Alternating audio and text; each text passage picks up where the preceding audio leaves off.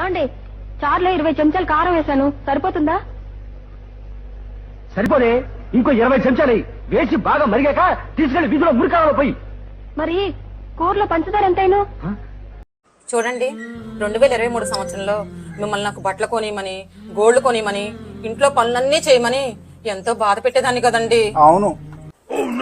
ఈ 2024 సంవత్సరంలో అవన్నీ చేయడానికి మళ్ళీ రెడీగా ఉండండి. మారేది క్యాలెండర్ మాత్రమే, నేను కాదు. అంతా బాగుంది కానీ బావా, ఈ బొచ్చులో క్వాలిటీ లేదు బా. బొచ్చు బాలేదా? అనవసరంగా ట్రైన్ దిగ్గారని ఏదో మోహన్ చూసి పలకరించాను. కాఫీతా బా అన్న. ఇప్పుడు చూడు, సెంటర్ జైల్లో పడతావు పేరు. జనకి, నువ్వు అన్నం తిన్నావా? నిన్నే అడిగేది, అన్నం తిన్నావా? ఆకలి చచ్చిపోయింది. అన్నం తినాలన్న కోరిక లేదు, బతకాలన్న ఆశ లేదు.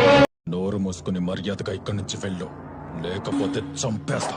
చింతపండు అడిగితే చంపేస్తారా? ఏమేలత్త, మీ బావబల్లే కామెడీ. ఆ టేబుల్ మీద 1000 రూపాయలు పెట్టినా కనిపించట్లేదు. అక్కడుంటే పోతాయేమో అని చీరకొని జాగ్రత్తగా బీరువాలో పెట్టేశా. నేను టీవీ మీద నా ఉంగరాలు దిద్దులు కూడా పెట్టానండి, అవి కూడా కనిపించట్లేదు. ఎక్కడ నీలాంటి వాడిని కాదే, పోతాయని దేవుడి దగ్గర పెట్టా. ఏ దేవుడి దగ్గర? శ్రీ వెంకటేశ్వర వైన్స్.